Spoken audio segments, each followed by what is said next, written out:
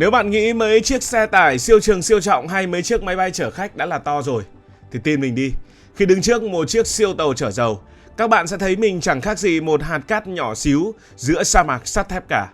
Những con quái vật này không chỉ đơn thuần là phương tiện vận tải, chúng là những thành phố sắt di động, những hòn đảo nhân tạo mang trong mình cả một gia tài khổng lồ của thế giới.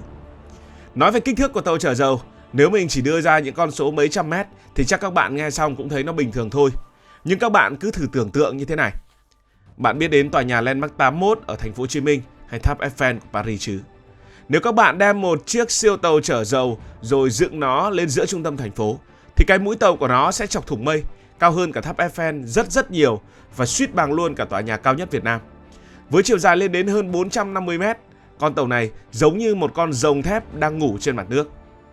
Cái chiều dài này nó oai oăm tới mức nếu bạn là một thủy thủ đứng trên tàu mà đang ở dưới đuôi tàu, chợt nhớ ra quên điện thoại ở trên mũi tàu thì thôi coi như xác định đi bộ mỏi chân. Thường thì trên bong tàu rộng mênh mông như vậy, các bạn thủy thủ phải sắm hẳn xe đạp hoặc xe điện mini để đi lại cho nhanh, chứ đi bộ chắc hết nửa ngày mới xong việc kiểm tra các chốt chặn. Bạn cứ hình dung mặt bong tàu rộng bằng khoảng 4 cái sân bóng đá tiêu chuẩn FIFA nối vào nhau. Nếu tổ chức một giải chạy marathon mini hay bóng đá trên đó thì cũng thoải mái luôn, không lo thiếu chỗ, chỉ lo bóng rơi xuống biển. Sự khổng lồ này làm cho những thứ xung quanh, kể cả những con tàu đánh cá hay là tàu hàng cỡ trung, bỗng chốc trở nên tí hon như một món đồ chơi của trẻ con trôi lềnh bềnh bên cạnh một gã khổng lồ. Và không chỉ dài, bề ngang của nó cũng khiến người ta phải choáng váng. Với độ rộng khoảng 60 đến 70 mét, nó ngang ngửa một con đường cao tốc có 10 làn xe chạy. Khi con tàu này cập cảng, nó che khuất cả một góc trời, làm cho những người đứng trên bờ cảm thấy như có một bức tường sắt thép khổng lồ đang từ từ lấn át hết không gian xung quanh. Chính sự to lớn đến mức phi lý này là lý do vì sao người ta gọi chúng là những quái vật đại dương thực thụ. Nhưng cái phần mà chúng ta nhìn thấy trên mặt nước thực ra mới chỉ là phần nổi của tảng băng chìm. Cái điều làm cho siêu tàu chở dầu thực sự thành nỗi khiếp sợ của các vùng biển chính là phần thân tàu chìm sâu dưới nước, hay dân trong nghề gọi là mớn nước. Khi con tàu đã ăn đầy hàng, tức là bụng của nó chứa dầu, nó sẽ lún xuống nước một cách kinh khủng. Bạn tưởng tượng một tòa nhà 8 tầng thì toàn bộ tòa nhà đó sẽ chìm nghỉm dưới mặt biển. Độ sâu này thường lên đến 25 mét, có khi còn hơn nữa đối với những chiếc tàu lớn nhất trong lịch sử. Chính vì cái bụng phệ này đầy dầu mà các siêu tàu chở dầu cực kỳ kén chọn đường đi. Chúng không thể muốn đi đâu thì đi như những chiếc cano hay tàu du lịch được. Nếu cố đi vào, con tàu sẽ bị mắc cạn ngay lập tức vì bụng của nó sẽ quẹt vào đáy của những vùng biển. Thế là các bác tài trên biển lại phải ngậm ngùi lái tàu đi vòng qua những vùng đất xa xôi để cho được an toàn. Thậm chí có những vùng biển như eo biển Malacca, một trong những tuyến hàng hải bận rộn nhất thế giới, cũng là nỗi ám ảnh của các thuyền trưởng siêu tàu dầu. Chỉ cần một sai sót nhỏ về tính toán thủy triều hoặc đi lệch làn một chút, cái bụng thép nặng hàng trăm ngàn tấn kia có thể va vào đá ngầm, và lúc đó thì thảm họa tràn dầu sẽ là một cơn ác mộng kinh hoàng cho cả thế giới. Bây giờ chúng ta hãy nói về cái thứ quý giá nhất mà con tàu này bảo vệ, đó chính là dầu thô. Một chiếc tàu chở dầu loại siêu lớn có thể mang theo khoảng 2 triệu thùng dầu. Con số 2 triệu nghe thì to, nhưng để các bạn dễ hình dung về độ khủng của nó thì hãy làm một vài phép so sánh bình dân. Nếu chúng ta đem toàn bộ số dầu đó đổ vào các hồ bơi thi đấu Olympic, các bạn sẽ cần tới hơn 100 cái hồ bơi như thế mới chưa hết. Còn nếu chia nhỏ số dầu đó ra để đổ xăng cho xe máy, tất nhiên đang nói về mặt thể tích thôi, thì có lẽ cả mấy triệu chiếc xe máy có thể chạy liên tục cả năm trời mà không lo hết xăng.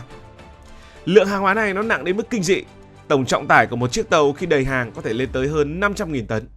Bạn cứ thử lấy 5 chiếc tàu sân bay hiện đại nhất của Mỹ cộng lại thì nó mới chỉ nặng bằng một chiếc siêu tàu chở dầu lớn nhất thế giới lúc bấy giờ, đó là Swedish Giant. Khi con tàu này di chuyển, nó mang theo một động năng lớn đến mức không gì có thể cản nổi. Nó giống như một quả núi sắt thép đang lướt đi trên mặt nước, và một khi đã chuyển động thì mọi thứ khác tốt nhất là nên tránh sang một bên cho nó lành. Giá trị của đống vàng đen nằm trong bụng tàu cũng là một con số khiến người ta chóng mặt. Tùy vào giá dầu thế giới, mỗi chuyến tàu như vậy thường mang theo khối tài sản trị giá hàng trăm triệu đô la Mỹ. Chỉ cần một con tàu cập bến an toàn, nó có thể nuôi sống cả một hệ thống công nghiệp và cung cấp năng lượng cho cả một vùng lãnh thổ rộng lớn. Bởi vậy mỗi chiếc tàu chở dầu thực sự là một kho báu di động mà bất kỳ quốc gia nào cũng phải thèm muốn và bảo vệ nghiêm ngặt. Bây giờ tàu chở dầu nó nặng như vậy thì phanh nó như thế nào? Nói đến chuyện lái cái thứ này thì đúng là một nghệ thuật, hoặc cũng có thể gọi là một thử thách thần kinh thép cho các bác thuyền trưởng. Các bạn lái xe máy hay ô tô thấy chướng ngại vật thì đạp phanh cái kít là dừng, đúng không nào? Nhưng với tàu chở dầu thì quên đi chuyện đó. Vì cái khối lượng khổng lồ và quán tính cực lớn, siêu tàu chở dầu hoàn toàn không có khả năng dừng lại ngay lập tức. Nếu con tàu đang chạy ở vận tốc bình thường mà thuyền trưởng ra lệnh dừng khẩn cấp, thì nó vẫn cứ lù lù lao về phía trước khoảng 8 đến 10 cây số nữa mới chịu đứng yên. Chính vì thế các bác tài trên biển luôn phải có tầm nhìn xa trông rộng theo đúng nghĩa đen. Họ phải quan sát và dự đoán các tình huống từ trước đó hàng tiếng đồng hồ, và một khi đã là vào thế đâm lao thì không cách nào để rút lại được. Còn chuyện quay đầu thì lại là một câu chuyện cười ra nước mắt khác. Bạn đừng nghĩ nó quay cái vèo như xe máy trên đường. Một cú quay đầu của siêu tàu chở dầu cần một khoảng không gian rộng hàng cây số và mất rất nhiều thời gian. Nếu không có những tàu kéo nhỏ bé nhưng lại cực khỏe đẩy ở hai bên mũi và đuôi, thì việc xoay sở trong các cảng hẹp là điều hoàn toàn bất khả thi. Nó giống như việc bạn cố gắng xoay sở một chiếc xe chở container trong một cái ngõ nhỏ mà chỉ rộng hơn cái xe có vài cm. Sự chậm chạp và lì lợm của nó chính là cái giá phải trả cho sự vĩ đại về kích thước. Có một điều rất lạ lùng mà ít người biết, đó là mặc dù con tàu lớn như một thành phố, nhưng số lượng người sống trên đó lại ít đến mức đáng kinh ngạc. Thường thì một chiếc siêu tàu chở dầu dài 400 m chỉ cần khoảng 20 cho đến 25 người vận hành mà thôi. Nhờ vào công nghệ tự động hóa hiện đại, mọi thứ từ động cơ, hệ thống bơm dầu cho đến dẫn đường đều được máy tính kiểm soát chặt chẽ. Điều này tạo nên một không gian cực kỳ tĩnh lặng và đôi khi là hơi đáng sợ ở trên những con tàu chở dầu. Sự cô đơn này càng tăng lên khi con tàu lênh đênh trên biển hàng tháng trời mà không thấy đất liền và cũng chẳng gặp thêm ai. Đối với những người làm nghề này, con tàu không chỉ là nơi làm việc, nó là nhà, là người bạn duy nhất. Họ phải chăm sóc gã khổng lồ này từng ly từng tí, từ việc cạo rỉ sét cho đến việc kiểm tra những đường ống phức tạp như mạch máu chạy dọc thân tàu. Sự an toàn của con tàu và khối lượng tài sản khổng lồ nằm trong tay vài chục con người, và đó thực sự là một trách nhiệm cực kỳ nặng nề. Nhiều bạn sẽ thắc mắc là những con tàu to và nặng thế này lại chở toàn chất lỏng dễ cháy, thì nếu gặp sóng lớn hay va chạm thì sao? Để đối phó với những nguy cơ này, các kỹ sư đã thiết kế ra những hệ thống bảo vệ cực kỳ thông minh. Sau những vụ tai nạn tràn dầu thảm khốc trong quá khứ, hiện nay tất cả các tàu chở dầu lớn đều có thiết kế vỏ kép. Các bạn tưởng tượng nó như một con tàu nằm trong một con tàu khác. Nếu lớp vỏ bên ngoài có lỡ va vào đá ngầm hay bị đâm trúng, thì lớp vỏ bên trong vẫn còn nguyên vẹn để giữ cho dầu không bị rò rỉ ra ngoài. Các khoảng trống giữa hai lớp vỏ đó không hề lãng phí. Người ta dùng nó để chứa nước dằn. Nước dằn là gì? Nước dằn chính là bí kíp để con tàu không bị lật nhào khi gặp bão lớn. Khi tàu mà không chở dầu, nó sẽ trở nên rất nhẹ và nổi bồng bềnh như một quả bóng, cực kỳ dễ bị lật nếu có sóng to.